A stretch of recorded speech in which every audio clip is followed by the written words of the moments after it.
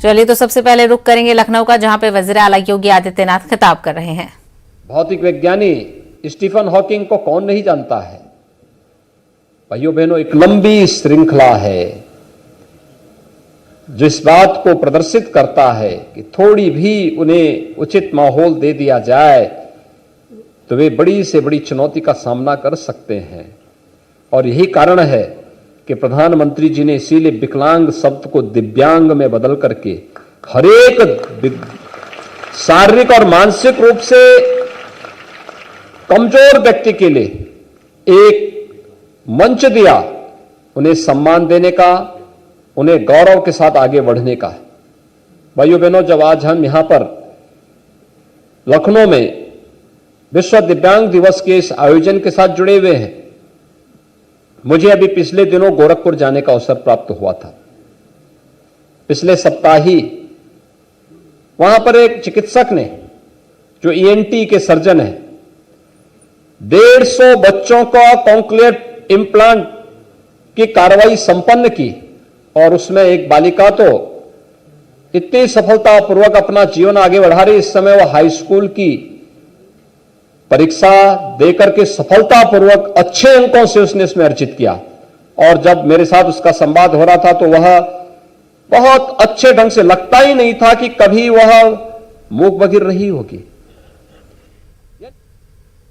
राहुल गांधी ने वज़ीर-ए-आज़म नरेंद्र मोदी से ट्वीट करके चंद सवालात किए हैं। उन्होंने लिखा है कि ज़राए क़वानीन पर वज़ीर-ए-आज़म ने अफसोस का इजहार किया है, तो ये बताएं पछतावा कैसे जाहिर करेंगे। लखीमपुर खीरी मामले में वजीर को बर्खास्त कब करेंगे। शहीद किसानों को मुआवजा कब मिलेगा। सत्याग्रह करने वालों के खिलाफ झूठे मुकदमात कब वापस लिए जाएंगे। एमएसपी पर कानून कब, इसके बिना माफी अधूरी है।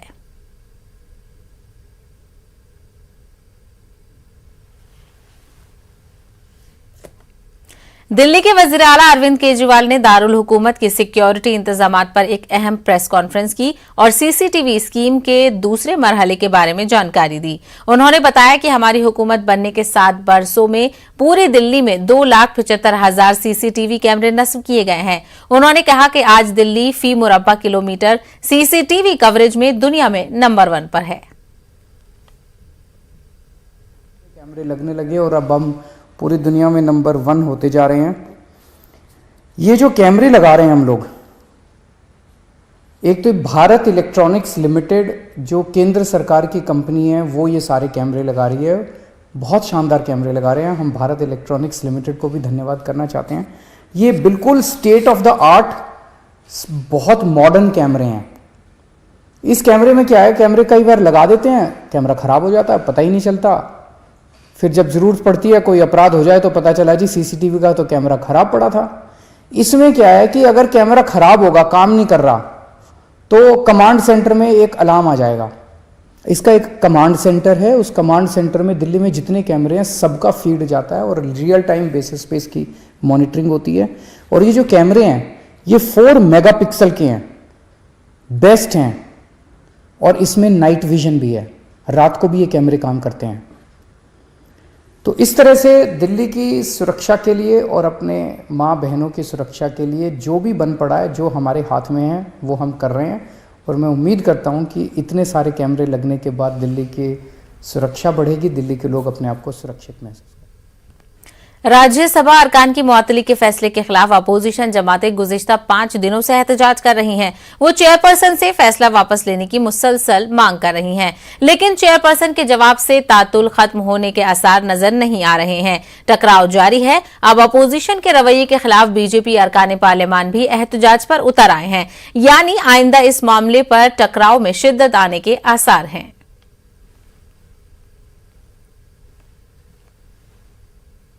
वहीं राज्यसभा के 12 अरकान की मुअत्तली के फैसले के खिलाफ अपोजिशन जमातें मुसलसल एहतजाज कर रही हैं और चेयरपर्सन से फैसला वापस लेने का मुतालबा कर रही हैं।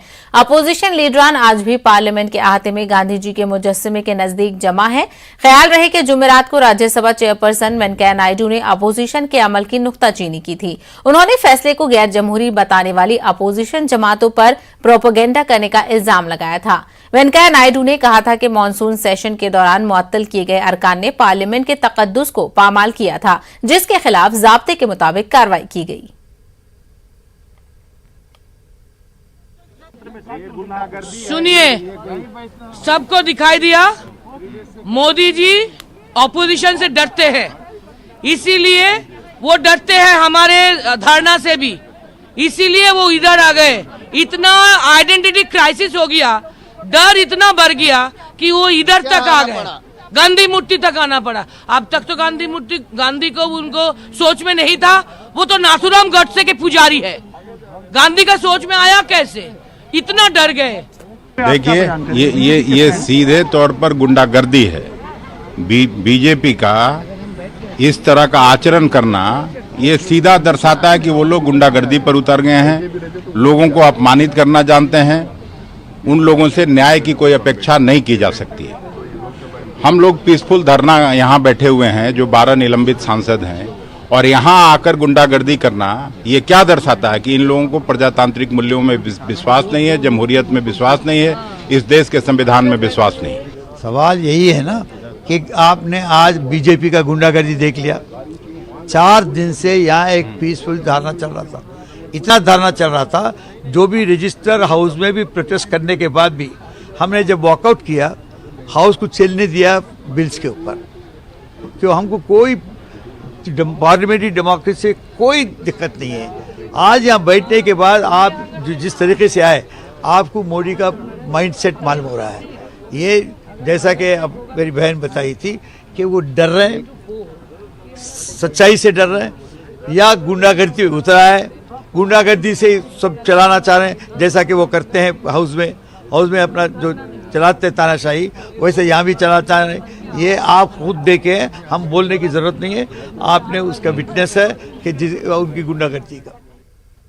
दिल्ली एनसीआर में बढ़ती हुई फिजाई आलूदगी पर सुप्रीम कोर्ट में समाअत हुई। मरकज और रियासती हुकूमत के जरिए आलूदगी को कंट्रोल करने के लिए किए जा रहे इकदामात की जानकारी अदालत को दी गई। अदालत ने मुतालिका हुकूमतों से रहनुमा खतूत पर अमल करने की हिदायत दी है। मरकज ने हलफनामे में टास्क फोर्स और फ्लाइंग स्क्वाड तश्कील देने की बात कही है, जिसकी मीटिंग रोजाना की बुनियाद पर होगी। दिल्ली हुकूमत ने हलफनामे में अस्पतालों की तामीर को जारी रखने की अपील की है, जिसे अदालत ने मंजूर कर लिया। उत्तर प्रदेश हुकूमत ने अपना मौकिफ रखते हुए कहा कि गन्ने के मौसम में अगर चीनी मिलों और दूध सनतों को बंद कर दिया जाएगा तो उससे वाबस्ता अफराद को नुकसान होगा।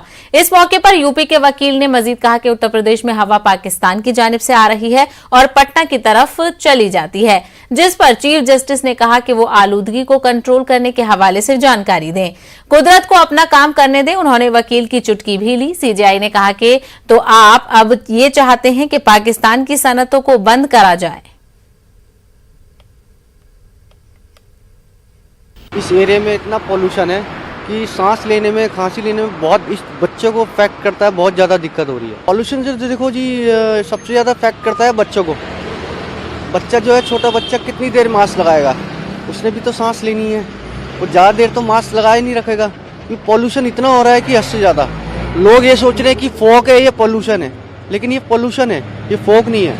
लॉकडाउन लगाने की सोच रहे हैं पोल्यूशन का, ये चीज़ सरकार जो है गलत कर रही है। इससे लोग बाग जो है, उनका जॉब वॉब का दिक्कत आ जाएगी, कहाँ से जाएंगे। सबसे बड़ी समस्या यही है सर। यहाँ पे पोल्यूशन का स्तर बहुत ज़्यादा बढ़ गया है, पहले से अभी ज़्यादा है। लोगों को आंखों में जलन हो रही है, सांस लेने में दिक्कत हो रही है, और लोगों को अपने पब्लिक ट्रांसपोर्ट थोड़े कम करने चाहिए ताकि प्रदूषण का स्तर कम हो। सरकार को भी कुछ कदम उठाने चाहिए जिससे थोड़ा स्तर कम हो। वैसे अभी बहुत ज़्यादा है, तो इसका कुछ कंट्रोल करने के लिए कुछ तो करना चाहिए सरकार को। हम लोग झांसी से आए हुए हैं, यहाँ बहुत पॉल्यूशन का सामना कर रहे हैं, और लाल किला भी हम लोग देख नहीं पा रहे हैं। मास्क वगैरह उसमें भी थोड़ा सा घुटन महसूस हो रही है, और पब्लिक ट्रांसपोर्ट की तो हालत बहुत बेकार है, वहाँ पे भी दिक्कत हो रही है, सफोकेशन हो रहा है, बहुत दिक्कत हो रही है, आँखों में जलन वगैरह है। ये बहुत समस्याएं हैं जो पलाली की वजह से हो रही है। जो भी हो, प्रॉब्लम तो है। फिलहाल रुकेंगे एक छोटे से ब्रेक के लिए। देखते रहिए न्यूज़ 18 उर्दू।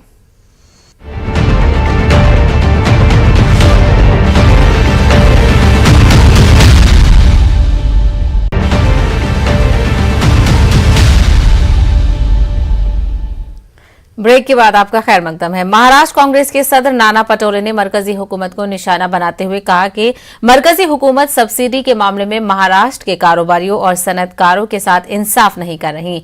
उन्होंने मरकजी हुकूमत पर इल्जाम लगाया है कि मोदी हुकूमत मुंबई की सनतों को यूपी और गुजरात मुंतकिल करने के लिए काम कर रही है। यही नहीं, नाना पटोले ने मोदी हुकूमत पर महाराष्ट्र के आईएएस और आईपीएस अफसरान का रियासती हुकूमत को बदनाम करने के लिए इस्तेमाल करने का इल्जाम भी लगाया है। बीजेपी जो देश में सरकार में बैठी हुई है वो देश को बेच रही है, देश को चाइना के कब्जे में दे रही है। और ऐसे समय में जो भी स्टेट दल हो, राज्य के दल हो, उनके नेताओं ने बेचने वालों के साथ रहना है कि देश को बचाने वाले के साथ रहना है, ये उन्हें डिसाइड करना है कि पूरे देश में उद्योग आना चाहिए। और उसके लिए केंद्र सरकार बड़े पैमाने में सब्सिडी उद्योगों के लिए देती है। और केंद्र सरकार इस तरह की महाराष्ट्र से, अगर महाराष्ट्र महाविकास आघाड़ी की यह सरकार है और यहाँ के उद्योग गुजरात और उत्तर प्रदेश में जाए, इस तरह की भूमिका लेकर अगर काम करती है तो ये संवैधानिक व्यवस्था के लिए सबसे बड़ा धोखा है। भूमिका स्पष्ट है कि हमारे राज्य के आईएएस और आईपीएस अधिकारी की केंद्र सरकार उनका कोई कमजोरी का फ़ायदा लेकर उनका उपयोग महाराष्ट्र को बदनाम करने के लिए कर रही है और उनके इशारे पे आईएएस और आईपीएस अधिकारी काम कर रहे हैं। ये आप स्पष्ट। भोपाल गैस सानेहा को 37 साल मुकम्मल हो गए हैं। 2 और 3 दिसंबर 1984 की दरमियानी रात को भोपाल यूनियन कार्बाइड से निकलने वाली एमआईसी गैस से हजारों लोगों की मौत हुई थी और आज भी लाखों लोग इसके मुज़ीर असरात से मौत और जिंदगी की कशमकश के बीच जिंदगी गुजारने को मजबूर हैं। भोपाल गैस हादसे को दुनिया का सबसे बड़ा सनती हादसा कहा जाता है, लेकिन हादसे के 37 साल बाद भी आज तक इस मामले में किसी शख्स को 1 घंटे की सजा भी नहीं दी गई है। हादसे की 37वीं बरसी पर भोपाल गैस पीड़ित महिला उद्योग संगठन की कारकुनान ने हुकूमत से सवाल किया है कि गैस हादसे के जिम्मेदारान को सजा कब मिलेगी।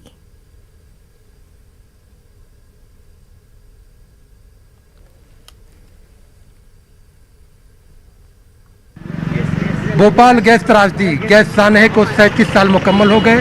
3 दिसंबर की सुबह 38वें साल का आगाज हो गया, लेकिन गैस पीड़ितों के लिए उस सुबह और आज की सुबह में कोई ज़्यादा फर्क नहीं है। हालात बदले, सरकारें बदली, दावे बदले, वादे बदले, लेकिन गैस मुतासरीन का जो दर्द है, जो मसाइल हैं, वो हल नहीं हो सके। हमारे साथ बहुत सारे गैस पीड़ित हैं, यहाँ पे लोग मौजूद। आइए उनसे जानते हैं कि 37 साल का सफ़र कैसा है। बहुत ख़राब चल रहा है, बिल्कुल।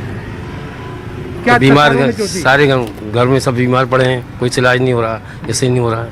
सरकार तो कह रही है कि जितना भी इलाज हो सकता है मुमकिन हमने दिया है। नहीं, कोई इलाज नहीं हुआ, हम लोगों का कोई इलाज नहीं हुआ। हम लोग खुद अपने जो है खुद का क्या चाहते हैं? हम चाहते हैं कि हमारी जो है बेहतर की जाए, हमारी व्यवस्था बनाई जाए, हम लोगों का इलाज किया जाए। यहाँ पर सरकारें जो है तो मेमोरियल बनाने की बात कर रहे हैं 100 करोड़ की लागत से, क्या इससे मसाइल का समस्या का समाधान हो जाएगा? देखिए, बुनियादी बात यह है कि सरकारें गैस पीड़ितों के साथ जो विश्वासघात कर रही हैं उसको बंद किया जाए। पिछले सालों में इतनी बार प्रधानमंत्री श्री नरेंद्र मोदी अमेरिका के राष्ट्रपतियों से मिले, लेकिन एक भी बार उन्होंने भोपाल के गैस पीड़ितों की बात की ही नहीं। इन सरकारों ने संसद से लेके अदालत तक गैस पीड़ितों का पक्ष कमजोर किया है और गैस त्रासदी के अपराधियों को बचाया है। हमारा कहना यह है कि गैस पीड़ितों को मुआवजे की तरह वो हो जो खुद अमेरिका ने अपने यहाँ के नागरिकों के लिए तय की है, क्योंकि भोपाल के नागरिक की जान की कीमत किसी भी हालत में अमेरिका से कम नहीं हो सकती। लेकिन वास्तविक मुआवजे की बात की ही नहीं जाती। हमारा कहना यह है कि आज की तारीख में पूरा ब्याज मिला के एक गैस पीड़ित को 50-50 लाख मिलना चाहिए। ये उसका हक है, उनके परिवार से, उनके जीवन के साथ खिलवाड़ हुआ है। और दूसरी बात यह है कि भोपाल मेमोरियल अस्पताल जो गैस पीड़ितों के लिए बनाया गया है उसको कमजोर करने की साजिशें की जा रही हैं। ये सरकार भोपाल के 2 बड़े प्राइवेट अस्पताल, अब मुझे नाम भी ले दे दीजिए, भोपाल मेमोरियल अस्पताल को कमजोर किया जा रहा है। यह गैस पीड़ितों के साथ विश्वासघात है। निराश्रित महिलाओं को पेंशन देने से वंचित किया जा रहा है। आज भी कम से कम 25,000 से ज्यादा ऐसी निराश्रित महिलाएं हैं जिनको पेंशन मिलना चाहिए, जिनके पति गैस त्रासदी में मारे गए, लेकिन उनका कोई पिछले साल इसी 3 दिसंबर को शिवराज सिंह ने पेंशन का ऐलान किया था। कितना झूठ बोला था, उस झूठ का पर्दाफाश हो गया। शिवराज जी घोषणा कर देते हैं, लेकिन घोषणा पे अमल भी होना चाहिए, इस बात को भूल जाते हैं। अमल होना चाहिए। सरकारों ने बहुत वादे किए और सरकारें अब इस बात को मानती ही नहीं कि गैस पीड़ितों की कोई समस्या भी है। समस्या तो है, और समस्या यहाँ तक है कि अभी इलाज के लिए लोग परेशान हो रहे हैं। अगर ये सरकार को चाहिए कि सरकार कम से कम इलाज तो करे, और इलाज करने के साथ साथ मुआवजा भी दे। इलाज के साथ मुआवजे की डिमांड यहाँ पर हो रही है। और फिर हमें बता दें कि तमाम लोग जो है हर साल आते हैं, अपने लोगों को जो है श्रद्धांजलि देते हैं। अब तो बहुत सारे लोग यहाँ पर ऐसे भी जिनकी आंखों में आंसू भी नहीं बचे हैं कि जो अपने लोगों की याद में उसको जो है बता सके, क्योंकि 37 साल किसी हादसे के लिए बहुत होता है। सरकारें करना चाहती तो सरकारें कर सकती थी, लेकिन यहाँ पर सरकारों से ज़्यादा जो है जो बहुराष्ट्रीय कंपनी थी, यूनियन कार्बाइड की बात करें, डाउ केमिकल की बात करें, उन्होंने जो धोखा किया वो तो समझ में आता है, लेकिन यहाँ की जो इनके द्वारा चुनी हुई सरकार थी उसने जो धोखा दिया उससे इनके जख्म जो है आज भी हरे हैं। कैमरामैन मोहसिन खान के साथ मैं तावालम, न्यूज़ 18 उर्दू, भोपाल। सर्बिया में पाकिस्तानी एम्बेसी का अकाउंट हैक हो गया है। सिफारत खाने ने इस सिलसिले में ट्वीट करके जानकारी दी है। एम्बेसी के ट्विटर अकाउंट से शेयर किया गया एक ट्वीट सोशल मीडिया पर वायरल हो रहा है, जिसमें सिफारत खाने के अहलकारों को तनख्वाहें न मिलने की बात कही गई है। पोस्ट के मुताबिक पाकिस्तान में महंगाई ने तमाम रिकॉर्ड तोड़ दिए हैं। इस सूरत में वज़ीर-ए-आज़म इमरान खान सरकारी मुलाजमीन से खामोशी से काम करने की उम्मीद कब तक कर सकते हैं।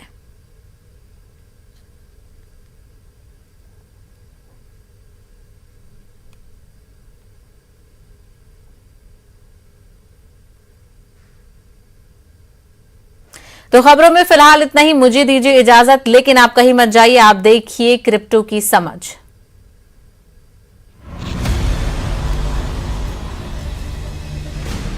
ज़ेड-पे and news 18 network present crypto की समझ।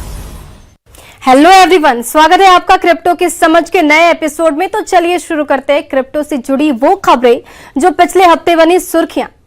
भारत की वित्त मंत्री निर्मला सीतारमण ने कहा कि बिटकॉइन को करेंसी के तौर पर मान्यता देने का कोई प्रस्ताव नहीं है। वित्त मंत्री निर्मला सीतारमण ने सोमवार को संसद को बताया कि भारत की बिटकॉइन को करेंसी के तौर पर मान्यता देने की कोई योजना नहीं है। नो सर, वित्त मंत्री निर्मला सीतारमण ने लोकसभा में कहा। वो लोकसभा में एक सवाल का जवाब दे रही थी जब उनसे पूछा गया कि क्या वर्चुअल करेंसी को मान्यता देने का कोई प्रस्ताव है, तो वित्त मंत्री ने लिखित जवाब में भी यही कहा कि सरकार बिटकॉइन लेन देन पर डेटा इकट्ठा नहीं करती है। ये प्रतिक्रिया तब आई जब सरकार संसद में चल रहे शीतकालीन सत्र में आधिकारिक तौर पर क्रिप्टो करेंसी और regulation of official digital currency bill 2021 को पेश करने की तैयारी कर रही है। प्रस्तावित विधेयक का उद्देश्य भारत में सभी निजी क्रिप्टो करेंसी को गैर कानूनी घोषित करना है, लेकिन यहाँ पर क्रिप्टो करेंसी की तकनीक और इसके एप्लीकेशन को प्रोत्साहित करने के लिए कुछ चीजों पर शिकंजा नहीं कसा जाएगा। माइक्रोस्ट्रेटजी ने $414.4 मिलियन के 7002 और बिटकॉइन खरीदने की घोषणा की है।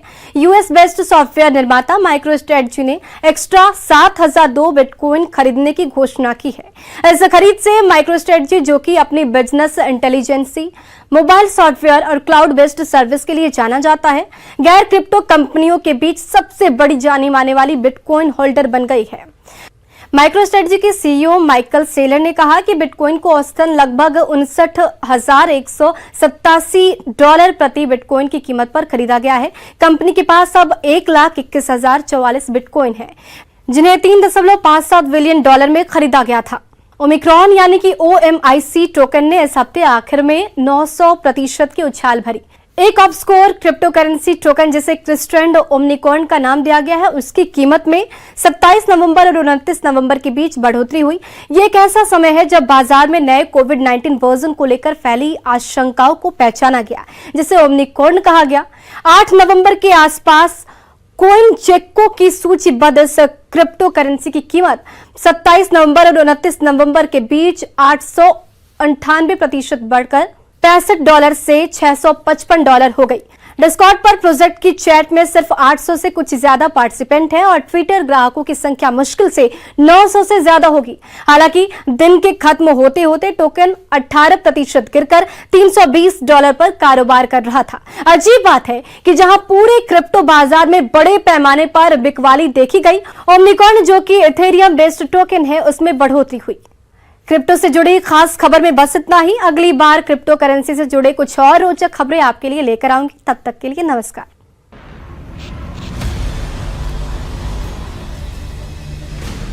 ZPay and News 18 network present crypto की समझ।